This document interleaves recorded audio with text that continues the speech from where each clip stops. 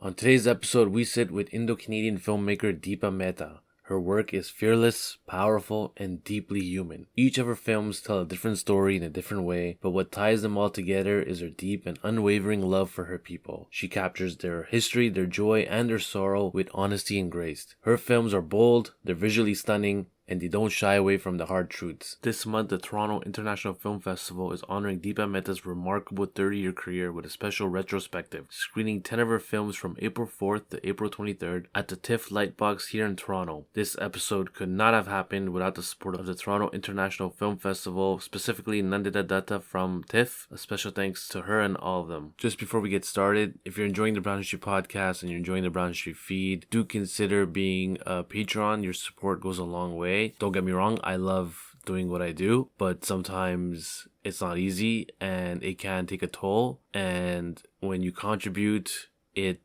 shows me that there's love for it, and I'm not the only one who loves it. And that means a lot to me, and it keeps me going. Anyways, thank you so much for listening. This is going to be an awesome episode. She's very lovely. She's very candid. It was a lot of fun. So let's get this started. Here we go. Yeah, so he was a big star, Amr Khan, at the time.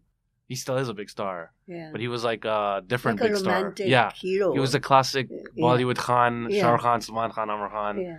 When you told him like, hey, this is a movie where you're not the good guy and you're not the main lead, was he like, yes? Like, okay, I'll do it. Because he was big at that time with like Raja Hindustani. And he was shooting that one about the cricket, which became a big one. What was Lagan. That came Lagan. after. But he was already shooting, Wow. or they'd done some shooting Yeah. for it, and then they would slow down, or I don't know, or he just read the script, but he was told me about this film that he's doing about cricket. So Wow. that was interesting, and I said read the script, and then let me know. And he read the script and he said, I want to do it, definitely. And what I loved about it, because people have said, oh my God, you got Amir Khan, he's very particular, and he really does interfere a lot, and he'll always tell you what the look is, what he wants to do, what he can't do, but nicely. He's very particular. So I said, Dekha jayega, let's see. And Did he interfere with you a lot? Not one bit. Not even. Not one bit. And what was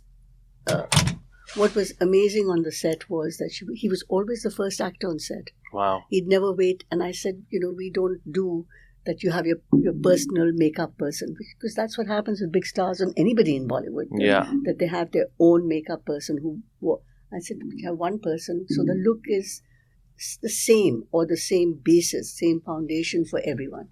And he said, no problem. So this is a guy who's used to everything, having a makeup person, having his own dresser, nothing. Wow. Yeah, so we had Liz, who's an amazing makeup person, and who did the costumes for it? I've forgotten. Yes, it was Dolly, and she did them, and it was all fabulous. Do you still keep in touch with these A-list stars, Amr Khan, John Sort Abraham? of. Yeah, sort of, off and on. And Right. they're always really sweet. And if they come around here, they always get in touch. But same thing with John, if I'm in Bombay or with Amir. I haven't seen Amir in Bombay, but I've seen, I don't know where he was the last time I was there. He was shooting or something. But John, I do see, yeah. All of them. Nandita, Lisa. John. Lisa, yes, of course. She's in Dubai. She told me today, she said, your retrospective starting today at TIFF, and isn't that great? But I just want to tell you, don't forget, it's my birthday. So if you're listening to this, Lisa, happy birthday. I didn't forget. Happy birthday, Lisa. There you go. Were there any like dream projects or story ideas or castings that got away from you? Like something you really were passionate about, but for some reason it never came through? Maybe a movie called Air? I never wanted to do a film called Air. I never did. I mean, I said, somebody's always asked me that you've done a trilogy on the elements, but there are 4 elements. And I always felt, are you kidding? I mean, how can I have a film called Air? Mm-hmm. So I never did it. I didn't even think about it. Right. But was there any like dream projects that you were like, it was in your hands or you wanted to do it, but it just was too ahead of its time, or cost, or people you wanted to work with and it just never materialized? I don't think so. I No? mean, maybe you can think of something. Years ago, there were reports that you were making a movie about the Komagata Maru tragedy. Oh yeah, but it Japanese... wasn't mine. It belonged to Ajay Varmani, and he had the script. Yeah. And it was a lovely project, and I think Akshay was attached to Akshay it. Kumar or Johnny attached Ibrahim? to it. I think it was Akshay. Okay. But it just never happened, and it was No? not because it was not my project. I mean, I don't feel that really that it got away from me or anything. It just didn't happen. It didn't happen. It was unfortunate. It was all over the news at that time. Really, Yeah. I mean, it would have been a really nice project when you think about it now. But Yeah. Now I think it would mean a lot with this government and American, what's going on in America. A project like that would mean a lot now, I since think so. immigration and ICE is kind of like... ICE is so bad, isn't it? Oh my God. And Trump is an asshole. It's really scary what's happening. But you're used to this kind of like censorship and I mean, I was going to ask you this after, but people were trying to cancel you long before cancel culture was even a thing.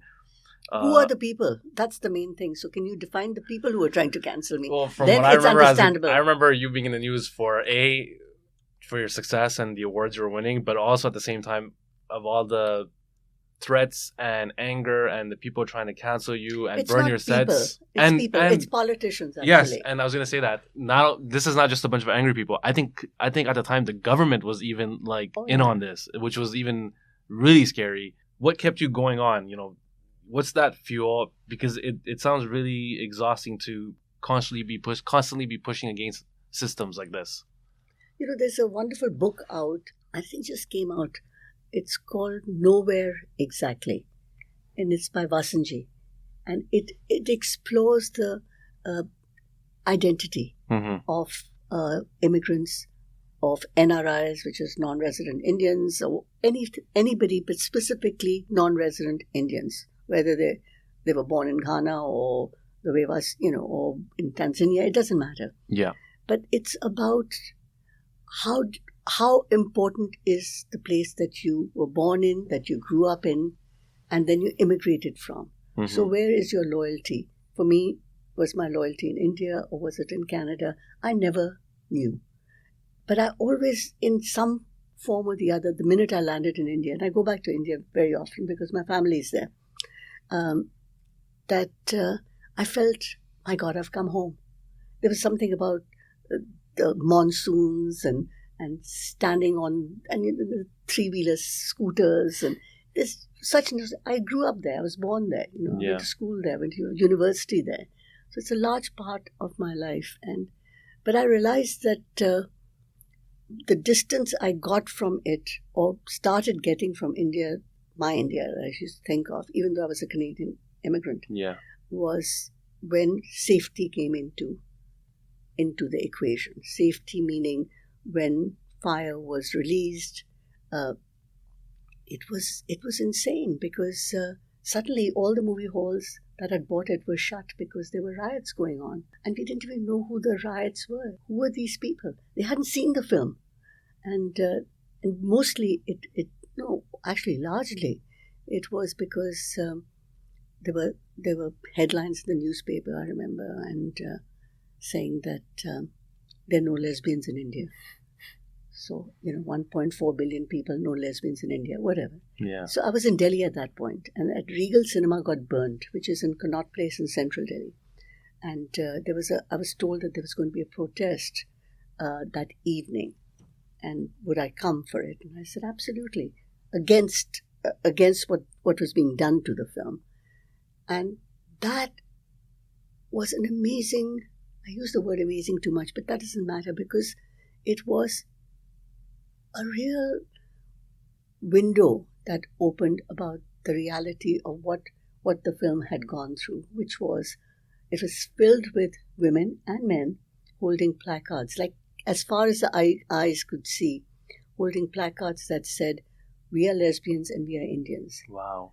So at that moment, all the rubbish and the death threats and all just went through the window, because then you say, this is what happens with films. If it can start a dialogue, then that's the best. I mean, it's not that just the protests happened and then they died. Yeah. It had an effect. And that for me is so important and it just wipes away everything, and you become a bit mature about the criticism, which is politically bound, or any criticism. Sure. It But happens. what about the violence and the threat? Was the film more important than the safety of your life, of you? No. I was never for fire. I was never under Water. Water. I was. Water. You were.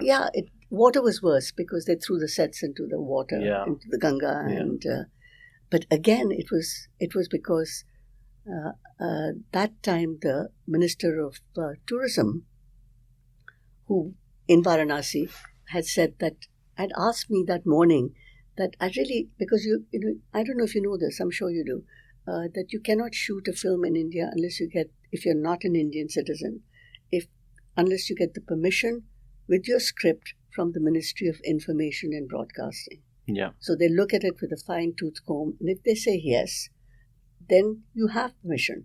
And that means you have government permission. That means you have somebody from the government, from the ministry, who's with you on set every day.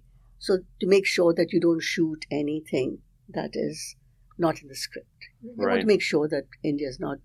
looks bad, or the politician, or the government doesn't look bad. Yeah, it was, I think, what was the name of those series? It was a long time ago. It was done by a portrait of India. I don't know what it was, but like 6 one-hour films, documentaries by Louis Malle.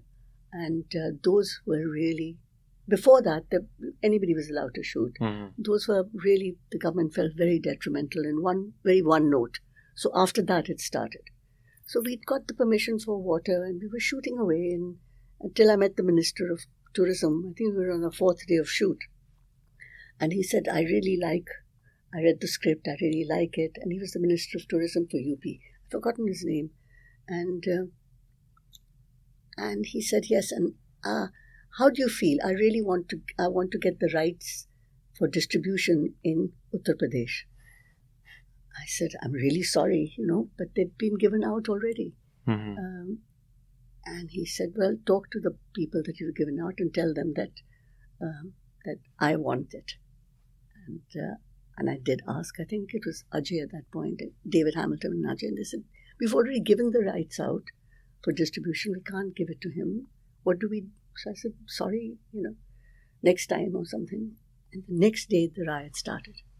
So then you say, so we knew all along what had implemented it. And there was suddenly, we were surrounded by women who were holding, what do you call them, charkhas, and the thing that you make rotis with, I don't know. Those rolling pins? Yeah, rolling pins, yes.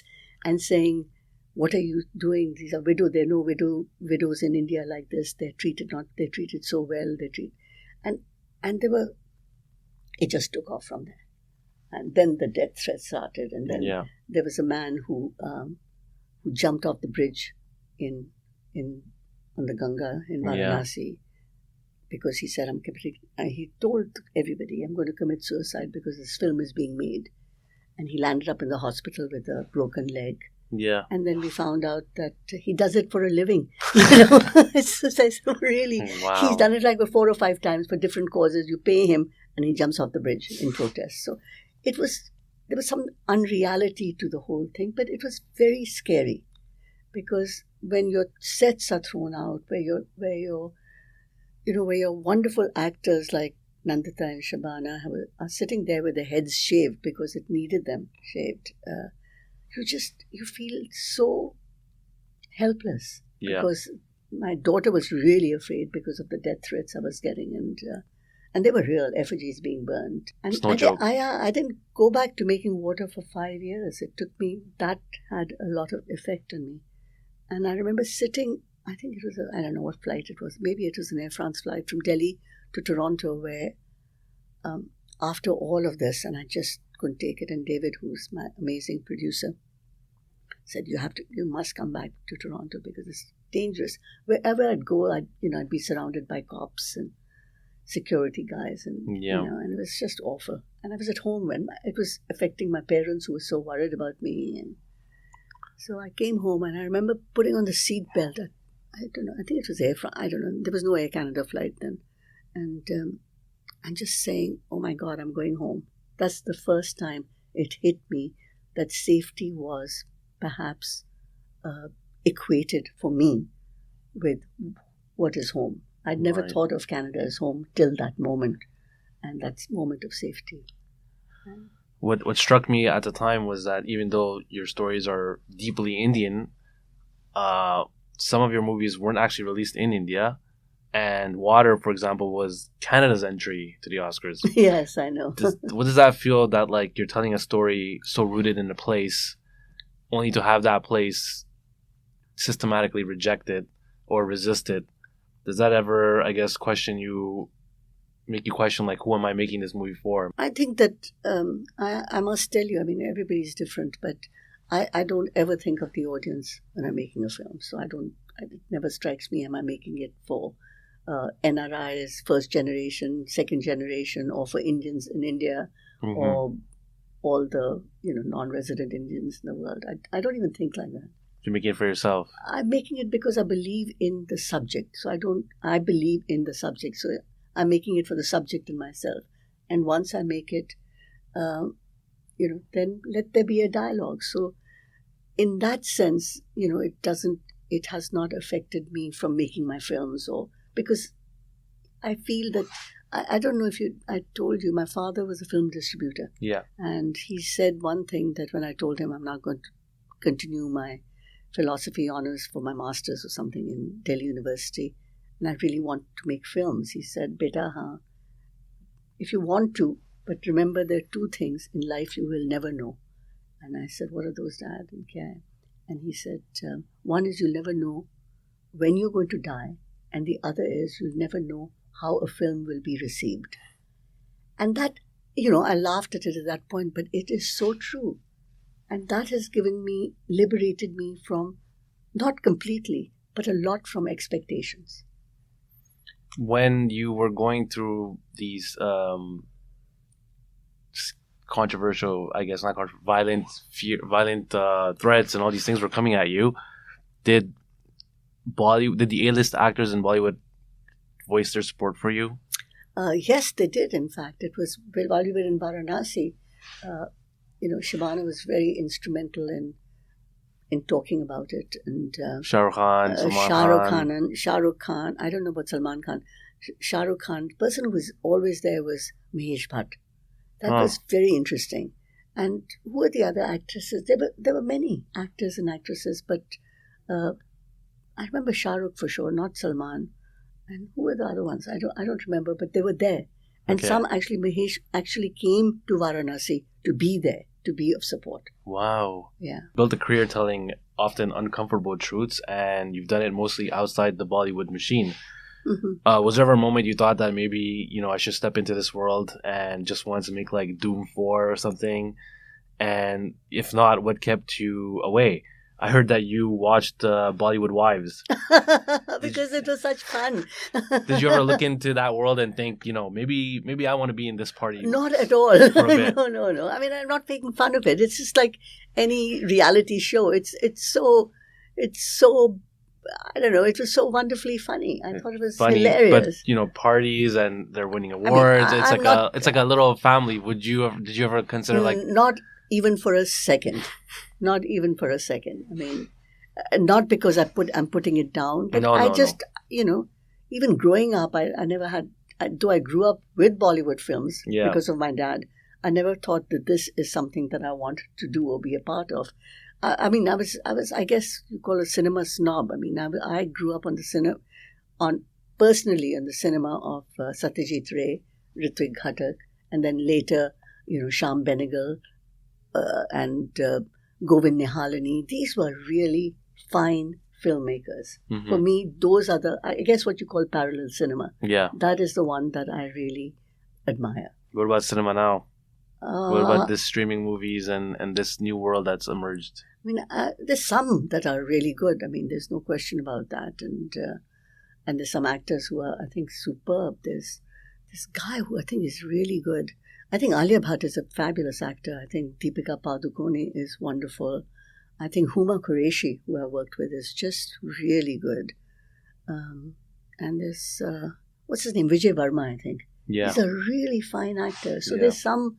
So you're up to date and you're watching movies and you know who's I've who. movie all my life and I've watched them. But, there's some movies, like even in Western films, I just don't have the desire to see them. The same way there's some films in Bollywood that just don't... I'm sure it's the same for you and for Yeah. all of us. But I don't feel, Bollywood is below me and I'm above. Not No, at all. but there is a separation. There is a separation because there's a separation between me and Hollywood. I don't feel Yeah, that that's this true. is Bollywood. I mean, this is Good point. my films are not mainstream Hollywood films. Some of them are in English, but I've never aspired for that. So it's the same way I don't aspire for Hollywood nor Bollywood because they don't, I can admire them, but they're not for me. I forgot to congratulate you. 30 years of uncompromising storytelling. We just kind of just started the conversation just like that. Mm-hmm. 30 years is a long time. That's not just a milestone; it's a legacy. Did you ever thought about how in 100 years from now you want people to see what impact and how you want people to see your movies? I don't think we last that long with what's happening with Trump, actually. So, I no, I don't know. No, I mean, you don't care. I mean, it's not that I don't care. I don't think it's a reality. I think the way films are moving and the way AI is taking over so much stuff, Yeah. I don't even know if they'll exist. Who knows?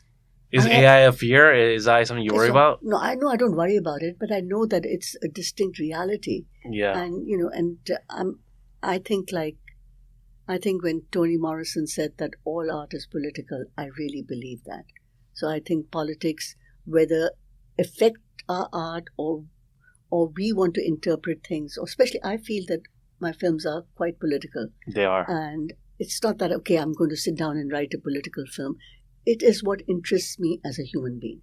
Okay. So I don't know what's going to happen in the future, and let's see. Kya pata? Kya pata? Throughout your career, you've had incredible collaborations with authors and writers like Salman Rushdie is one. Mm-hmm. There's another legendary writer right here in Canada, and his name is Rohinton Mistry. Oh, yeah. I'm a big fan of his, and I was curious, have you and he ever discussed working together on something? I feel like that collaboration would be like something amazing. I think Rohinton is brilliant, and I would love to work with him. I think we did talk about something at once upon a time, but then it just didn't happen.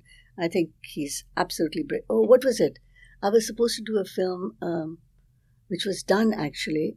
Such a long journey. Such a long journey. Yeah. I was attached to that, and I loved it. But then things fell apart in India with a distributor, and I ended up not doing it, and I felt awful about that because Right. I really did want to do it. In fact, I did go to Bombay and I met some of the actors. And in fact, I wanted them, the ones I wanted. I really wanted. I think who was finally. I remember talking to. Who was it that I talked to a couple of really good actors who I thought would be superb for the roles, and then it fell apart. I don't know why. I think something about the producers and the money or something. And they did it a couple of years later, but I wasn't attached to it. Yeah, it was like a lower. Yeah, they did make it. They were supposed to make HBO was supposed to make a TV series on A Fine Balance in 2022, but nothing happened with that. No, that's an amazing. Yeah. Maybe I should ring up Rohinton and find out. No, I would. And the other person I really loved, which I was supposed to do again, based on his book. One of his earliest book, I think, was Vasanji. Right. Do you remember his book? That was superb, and I really wanted Om Puri to play the lead, and I did have a script for it, but then again it fell apart somehow or the other. So, Yeesh. I know, it's just superb. So how does this process work for you? Like somebody contacts you and says, "Here's a script, here's an idea," and then you find a writer and then you try to develop it and then you get financing and then you no nothing like that. Okay. I did. I mean, these are the two incidents where I have been offered. Yeah. The two, usually, I wanted to do Sam and Me because I wanted to do a film. I wanted to know more about curiosity about. I had innate curiosity about what it's like to be an immigrant and share it somehow. So the story was mine. And Ranjit Chaudhary wrote the script. So Yeah. I initiate my own work. I wanted to do Fire because it is about women. It is about how we lived in a joint family. I grew up in a joint family in a place called Amritsar. And my mother and her sister-in-law, my Taiji, father's older brother's wife, were very good friends. And I remember thinking, if their relationship became a physical one, what would happen? But this is years later. And when I told my mom and my aunt this, my Taiji this, they had such a big laugh. Really? So, yeah, they just laughed. And then my aunt said, Deepa, what's a lesbian? She had no clue. So it was really, and lesbian ki hunda kind of thing. And it was really sweet. How did they react when they saw They the really movie liked it. version of their lives? No, it isn't a version of their Not lives. version of their lives, but the idea But it's came about from it. any life. Yeah. That it's what it is that can you go from a really good, solid relationship, and why is that condemned if it becomes a physical one? Mm-hmm. What are the limitations of a woman that are imposed on women? And that's what I wanted to explore more than anything else. So it's about whatever I'm curious about. And then water was because I met this woman when I was sitting on the ghats, I think, of Varanasi. And I was doing an episode of Young Indiana Jones. Yeah. And I was there and I saw this woman looking for her glasses. She had fallen down. She was like bent over like a shrimp and wearing a white sari. And she must have been about 80 years old. And I helped her trying to find her glasses and we couldn't. And she could barely see. So I said, I'll take you home. Where is it? She says, beta gali mein hi hai, kind of thing. So we went there and she opened the door of her place and it was filled with widows. And I'd never seen anything. I'd heard of that, but I'd never seen anything like that. So that got me interested in Hindu widows and what happens. Yeah. And I spent a day with her, and there were no child widows, obviously, because that had been stopped. But then I heard that till 1940s there were child widows who were in these homes. But even these women were really in a bad shape. Destitute. I'd never seen anything like this. When I don't want to give away, this is a spoiler for people listening, but in the ending of Water, it was both hopeful and sad, and it was the first time. I mean, my interpretation of it is that the main character, she runs after the train, gives John Abraham the child, and then she just stands there as the train goes, and the camera just stays there for longer than most movies would. Just gave the end away. Sorry, yeah, I'm sorry, but you should watch it by now. No, I think it's and then very and nice. then she kind of starts looking back, and then for a moment you think she's looking at you. Yeah.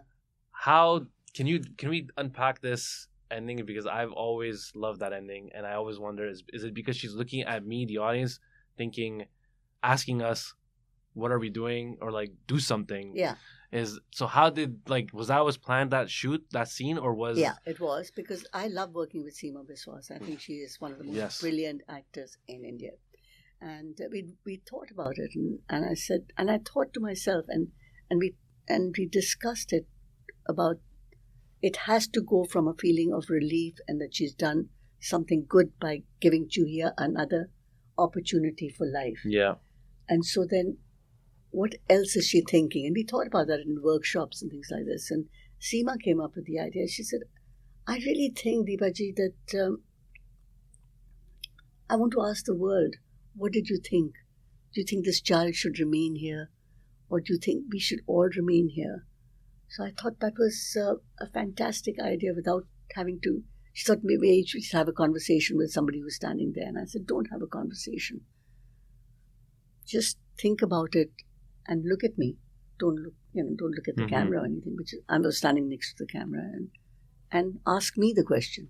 Wow. Without saying anything. So that's how it's superb. I mean, she can't do anything wrong. Yeah.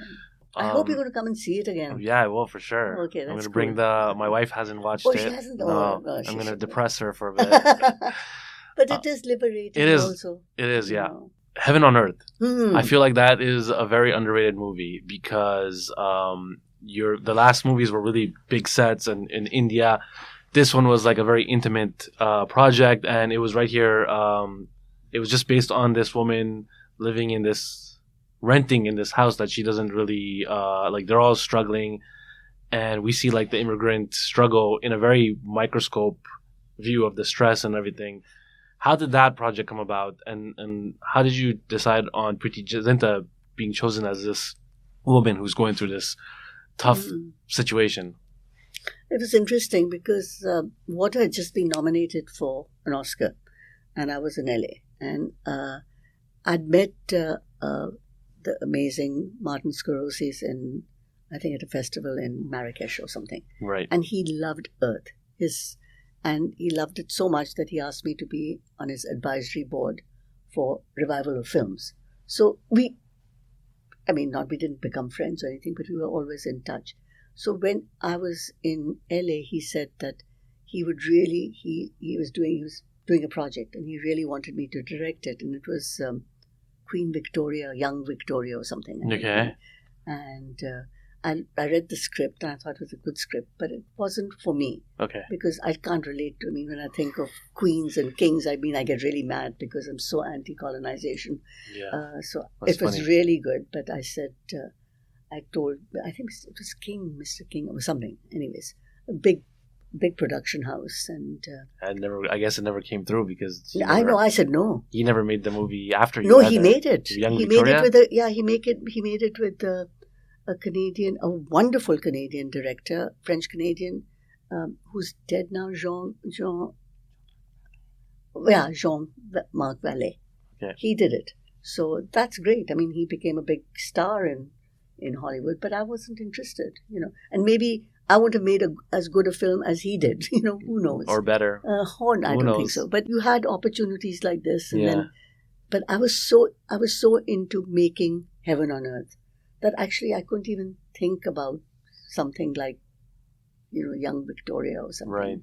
But if it was something else, I might have even thought about it. But I was busy thinking of at that point Heaven on Earth because I'd read Girish Karnad, who is an amazing. Again, I go with my amazing. Who's a brilliant playwright in India. He's dead now. Who did Hayavadan and really brilliant plays. He had written a play called Nagmandla, and which is literally the story somewhat about what happens when a woman is abused. It's set in a village in South India. Okay. And I really thought it would be fascinating to do it, to transfer it into Canada. What happens if a woman comes here on an arranged marriage, has not met?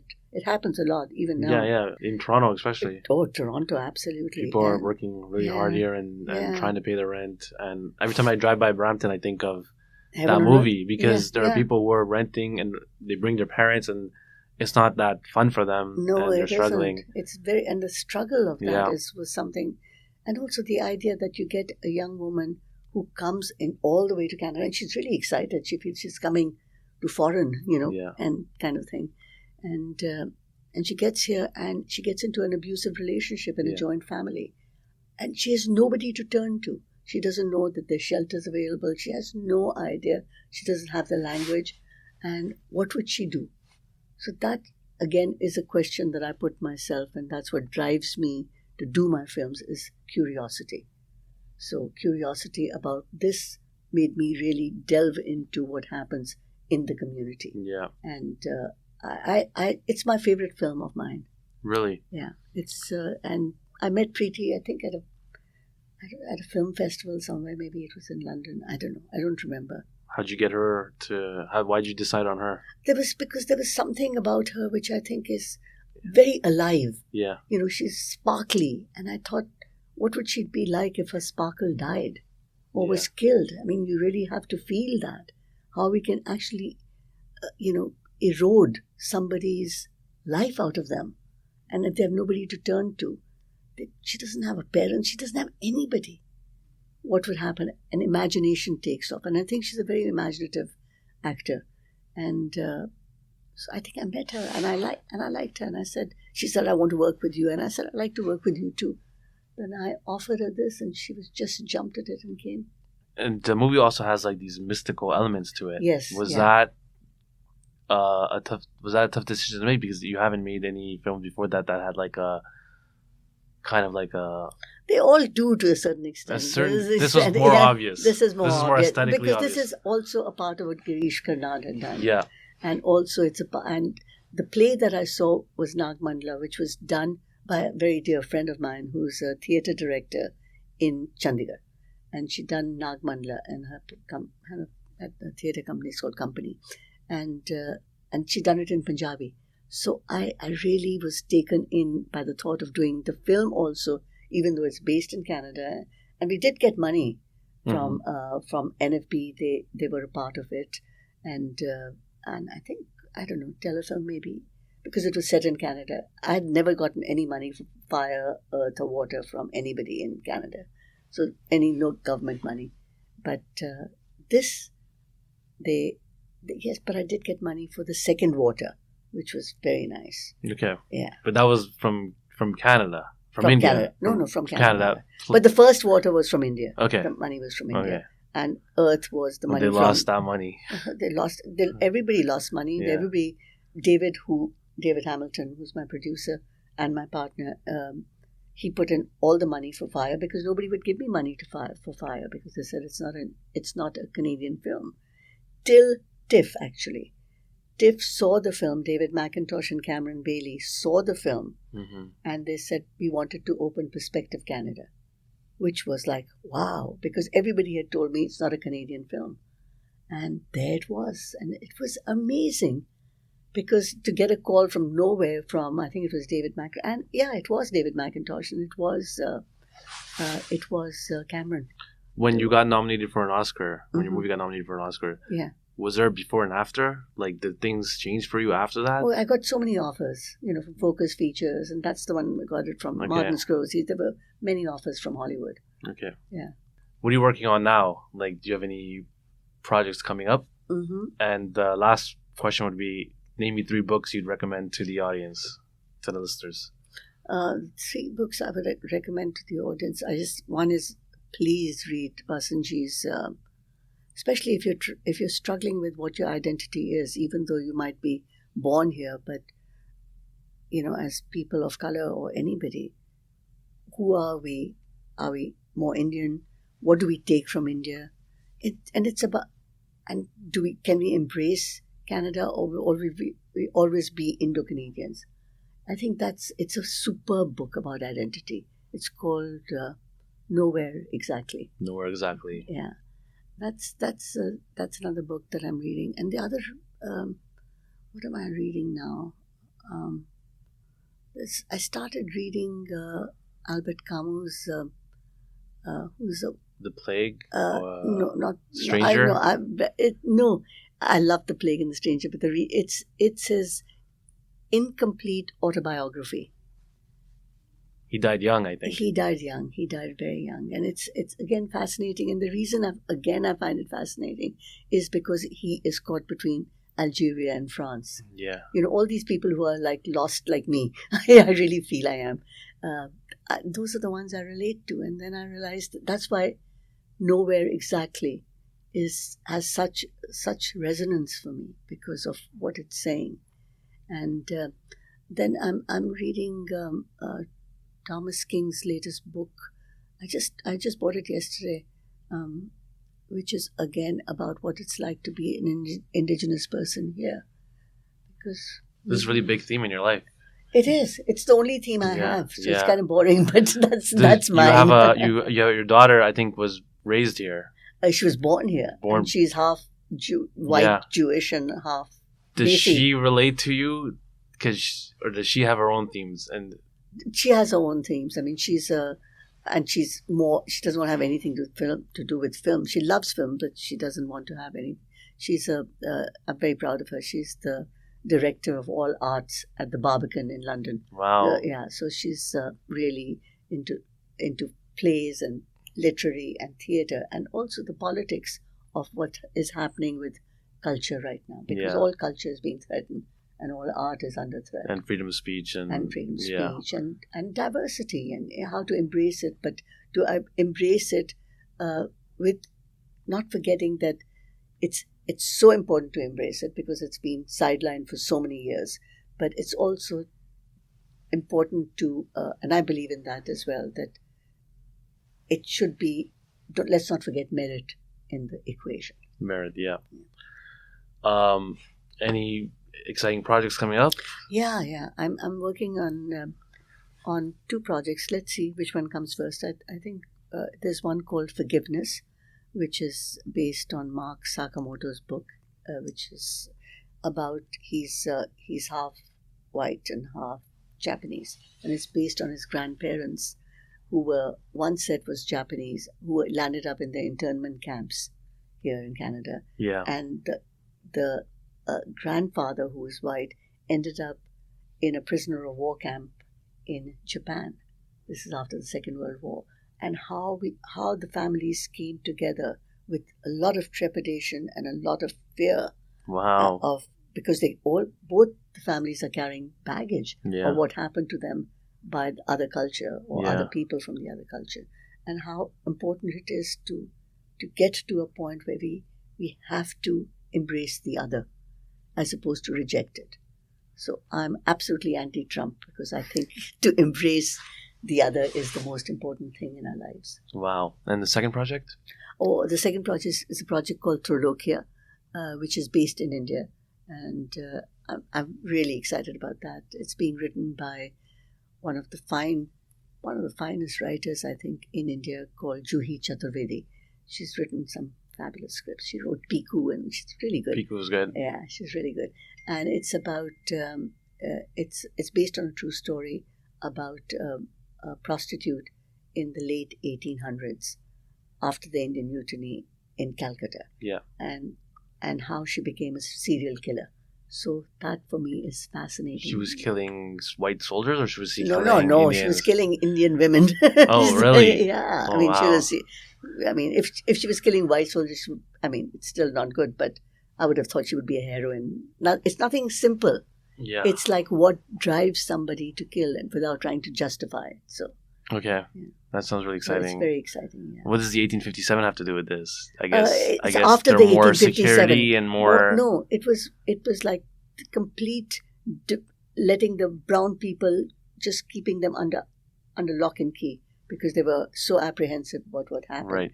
And also the complete disdain of anybody who was colored. So Like in a way, right you're now. keeping them to, like right now. now. And it's fascinating, because she wasn't the only person who actually tried to find out who the serial killer was, because she was going rampant. Nobody knew about it. Was the only brown person in the police force. Wow. So you have 2 storylines there. Yeah. You have this guy who's Yeah. trying to be in this white club.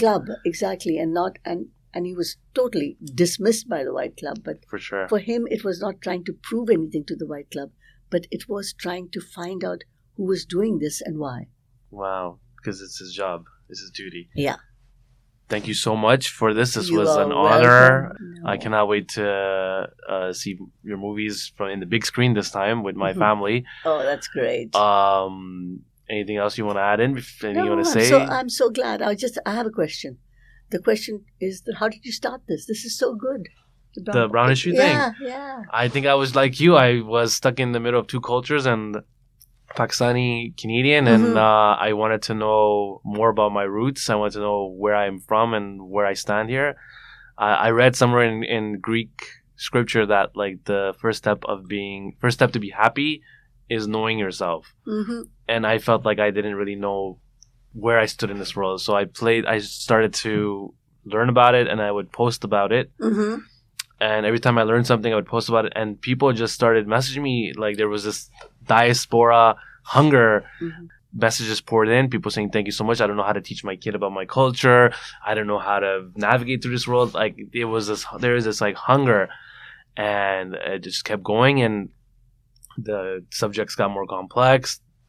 Next thing you know, you can take history and you can kind of connect it with what's going on in the world, like with Trump. Yeah. How we're like, people of color are not treated the same, and it's more obvious now than it was 5 years ago, right? So people now because he's shameless. I mean, he just says it.